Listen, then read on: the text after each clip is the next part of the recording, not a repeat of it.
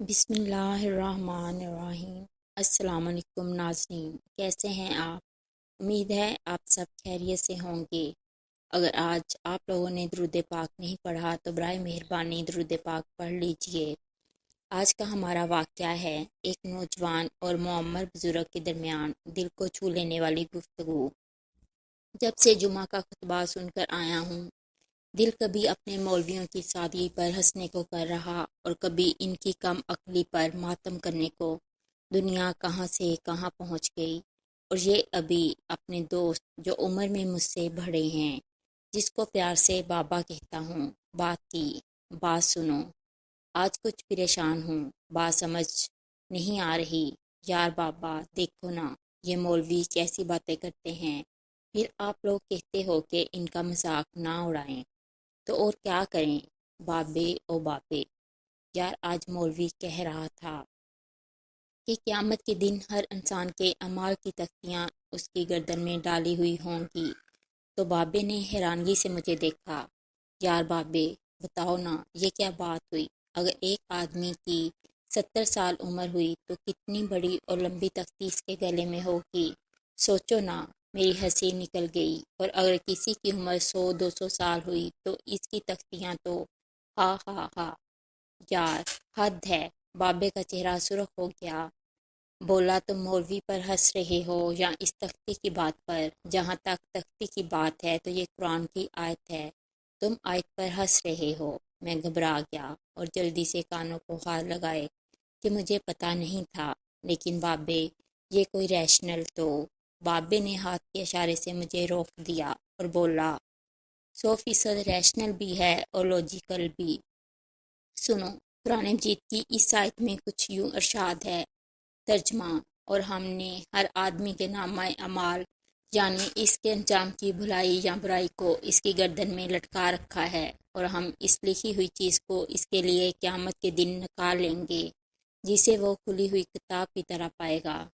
سنو بچہ جی، تم یہ سمجھ رہے ہو کہ لمبی سی تختی گلے میں ڈالی ہوگی کیونکہ تم اللہ کی ٹیکنالوجی کو اپنی ٹیکنالوجی سے کمزور سمجھتے ہو۔ واقعی اس میں قصور ہمارے دینی طبقہ کا ہے کہ اس نے وقت کے لحاظ سے تراجم نہیں کیے، اور مدرسہ ابھی تک صدیوں پرانا علم ہی گھوٹ گھوٹ کر پلا رہا ہے۔ تم جانتے ہو تختی کو انگریزی میں کیا کہتے ہیں؟ میں نے حیرانگی میں انکار کیا کہ نہیں بابے، نہیں جانتا۔ تختی کو انگریزی میں ٹیبلٹ کہتے ہیں، کبھی گوگل کر لیا کرو۔ موسیٰ علیہ السلام کو جو سلیٹ یا تختیاں دی گئی تھیں، انہیں بھی ٹیبلٹ کہا جاتا ہے۔ تو اگر گلے میں لٹکتی تختی کو آئی پیڈ یا سیمسنگ ٹیب کہیں تو پھر تو جگہ بن جائے گی نا گلے میں، اور اگر اس کے جی بیز کو بڑھا دیا جائے تو پورے ملک کا ڈیٹا آپ کی گردن میں لٹکایا جا سکتا ہے۔ لیکن یہ بات بھی اب پرانی ہو گئی ہے۔ اس آیت کا دوسرا حصہ اگر تم غور سے پڑھو تو اللہ کریم فرما رہے ہیں کہ ہم قیامت کے روز اس کے لیے ایک رجسٹر نکالیں گے جس کو وہ بالکل کھلا ہوا پائے گا۔ سے مراد یہ ہے کہ جو تختی اس کے گلے میں ہوگی وہ ٹیب سے بھی چھوٹی ہوگی، اور اس سے اللہ کریم پرنٹ نکال کر ہارڈ کاپی سامنے رکھ دیں گے۔ اس کا مطلب ہوا کہ جیسے آج کل وہ ٹیڑھے میرے کالے کوٹ کے نشان، جسے تم لوگ QR کوڈ کہتے ہو، تم سب کے آفیشیل ID کارڈز میں ہوتا ہے، جسے تم لوگ دفتر یا کسی وزٹ پر جاتے ہوئے گلے میں پہنے رکھتے ہو۔ اسے اسکین کر کے تمام ڈیٹا لیا جا سکتا ہے۔ اور آج کل تو پاکستانیوں کو ملک سے باہر جانے کے لیے چپ والا شناختی کارڈ چاہیے ہوتا ہے، جس کے ایک جانب QR کوڈ ہوتا ہے۔ آپ کا شناختی کارڈ اسکین ہو تو آپ کا تمام بینک اکاؤنٹس، تعلیم، خاندان، میڈیکل ہسٹری اور نہ جانے کیا کیا نکل کر سامنے آ جاتا ہے۔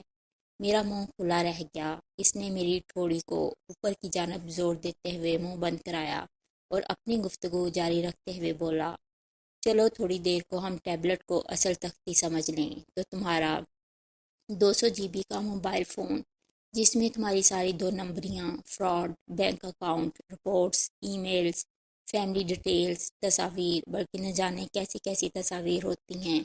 چلو کچھ دیر کو تم خود کو خدا کے سامنے سوچو اور اپنا موبائل نکال کر خود اس کا محاسبہ کرو، تم جنتی ہوگے یا جہنمی؟ میرے منہ سے آہستہ سے نکلا جہنمی، اور آنکھیں نیچے خود بخود ہو گئیں۔ بابا آج روک کر رہا تھا، بولا آج کل تمام کرائم سین میں سب سے پہلے جیو فینسنگ کی جاتی ہے اور موبائل ڈیٹا لیا جاتا ہے، چاہے عورت ہو یا مرد۔ اپنے اپنے گریبانوں میں جھانکو، صرف یہ موبائل ہی قبر میں فرشتوں نے کھول لیا، جس میں زیادہ سے زیادہ گزشتہ 5 سالہ ڈیٹا ہوگا۔ تو اسی لیے تو اللہ کریم نے ارشاد فرمایا، ترجمہ: پڑھ اپنا نامہ اعمال، آج اپنا حساب لگانے کے لیے تو خود ہی کافی ہے۔ سن بچہ، جہاں تمام دنیا کا علم ختم ہوگا اور تمام دنیا کی آسائشیں ختم ہوں گی، تمام دنیا کی عقل مکمل ہوگی، روز جزا اس سے کہیں زیادہ ایڈوانس ہوگا۔ اس نے تو جو انسان کا مینول گائیڈ بک انسان میں روز ازل سے لگا دی تھی، انسان اسے ابھی تک مکمل نہیں پڑھ سکا۔ بابے، وہ کون سی گائیڈ بک ہے انسان کی؟ ارے بچہ، تمہارا ڈی این اے۔ اور کیا؟ میں چونک پڑا، واقعی یہ تو بابے نے سچ کہا۔ بابا بولا، یار تم لوگ بھی عجیب، پریشان اور متذبذب نسل ہو۔ فیس بک تمہاری آنکھوں کی حرکت پر تمہارے صفحہ کی ایکٹیویٹی اور اشتہار امریکہ میں بیٹھے بیٹھے نوٹ کر لے، اور دوبارہ جب تم فیس بک کھولو تو وہ تمہارے من پسند پیجز اور ایڈورٹائزمنٹ کی طرف تمہیں راغب کرے۔ لیکن جب بات خدا کی آئے تو لوح بھی بڑی سا بلیک بورڈ دکھے اور قلم سیاہی میں ڈبو ڈبو کر لکھنے والے۔ جس طرح تم اور میں جاندار ہیں، اسی طرح لوح اور قلم بھی خدا کی مخلوق ہے، اور رب اپنی قدرت سے انہیں فرمان جاری کرتا ہے۔ تمہاری تو آرٹیفیشل انٹیلیجنس ہے، جس سے تمہارے سائنسدان ڈر گئے ہیں کہ کہیں مستقبل میں یہ مصنوعی ذہانت خود سر نہ ہو جائے، جبکہ وہاں الہامی کام ہو رہا ہے اور کوئی اس کے حکم کی روگردانی نہیں کرتا۔ 0101001 جانتے ہو نا کیا ہے؟ جی، یہ کمپیوٹر کی زبان ہے جس سے پروگرامنگ ہوتی ہے، شاید اسے بائنری کوڈ کہتے ہیں۔ میں بولا۔ بابا بولا، تم خوش ہو کہ بائنری کوڈ ایک ایسا کوڈ بنا لیا ہے جس سے کمپیوٹر بن گئے اور انقلاب آ گیا، لیکن خدا کے بارے میں تم سمجھتے ہو کہ وہ مولوی کی طرح بے بس ہو گیا۔ اگر تم لوگ مانو یا سمجھو تو رب نے 1400 سال پہلے اپنے محبوب کریم صلی اللہ علیہ وآلہ وسلم کی زبان پاک سے اس کائنات کا بائنری کوڈ دے دیا، مگر تم کس چیز کو کھلے دماغ سے پرکھتے ہی نہیں ہو کہ کیا کوڈ ہے کائنات کا؟ میں ہکلایا۔ بابے نہیں کہکا مارا اور بولا، لام الف الف لام ہے، الف لام الف الف لام لام ہے۔ یہ کیا ہوا بابے؟ میں نے نہ سمجھتے ہوئے بولا، بچہ یہ لا الہ الا اللہ ہے اور اس کا مختصر کوڈ الف لام لام ہے، یعنی اللہ، اور اس کوڈ کو ان لاک کرنے کی چابی میم ہے۔ اسی لیے کلمہ میں اللہ اور محمد صلی اللہ علیہ وآلہ وسلم ایک ساتھ لکھے گئے ہیں۔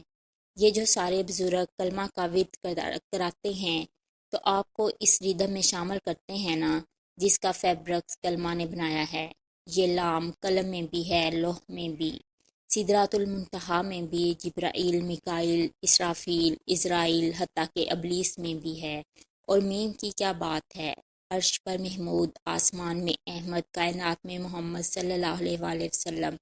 اسی لیے تو قیامت کے دن جب شفاعت میم فرمائیں گے تو اللہ ارشاد فرمائیں گے، جائیں اب جہنم سے اسے بھی نکال لائیں جس نے ایک مرتبہ بھی لا الہ الا اللہ کہا ہے۔ اسی لیے تو علامہ چیخ اٹھا کہ محمد سے وفا تو نے تو ہم تیرے ہیں، یہ جہاں چیز ہے کیا، لوح و قلم تیرے ہیں۔ میری آنکھیں بھیگ گئیں۔ بابے نے میرے سر پر ہاتھ رکھا تو دور عشاء کی اذان گونجی۔ بابے نے میری پیٹھ پر تھپکی دیتے ہوئے مسکرا کر کہا، کاکا، اللہ کے بندوں کو ٹوٹی پھوٹی جھونپڑیوں میں ڈھونڈنا چھوڑ دو، اب وہاں یا مجذوب ہوتے ہیں یا ڈرامے باز۔ اب بابے کسی کمپنی کے سی اوز، کسی فیکٹری کے مالک، کسی بڑی ورکشاپ کے چیف مکینک ہوتے ہیں۔ میں نے چونک کر اسے دیکھا، وہ مسکرایا اور بولا، تم نے 1997 میں آنے والی ایک فلم دا ڈیولز ایڈوکیٹ دیکھی ہے؟ میں نے نفی میں سر ہلایا۔ بابا بولا، ضرور دیکھنا، اگر ابلیس کو گورا آج کے دور کا ایک بڑا کامیاب بزنس مین دکھا سکتا ہے جس کا کاروبار دنیا میں پھیلا ہوا ہے اور اب وہ سوٹ بوٹ پہن کر لوگوں کو اپنے جال میں پھنسا رہا ہے، تو اللہ کے بندے تو ہمیشہ ابلیس کی چال سے کئی میل آگے چل رہے ہوتے ہیں۔ تم جنہیں مولویوں میلے چیلے کپڑوں میں تلاش کر رہے ہو، وہ آج کل ٹوکیسٹوں میں پھر رہے ہیں۔ یہ کہہ کر بابے نے ایک کہکا لگایا اور اپنے جوگنگ ٹریک پر دوڑ پڑا۔ مجھ میں بینچ سے اٹھنے کی سکت بھی نہیں بچی تھی۔ اگر آپ کو میری یہ ویڈیو پسند آئے تو اسے لائک اور شیئر کریں، میرے چینل کو سبسکرائب کریں اور کمنٹ سیکشن میں اپنی رائے کا اظہار لازمی کریں۔ شکریہ۔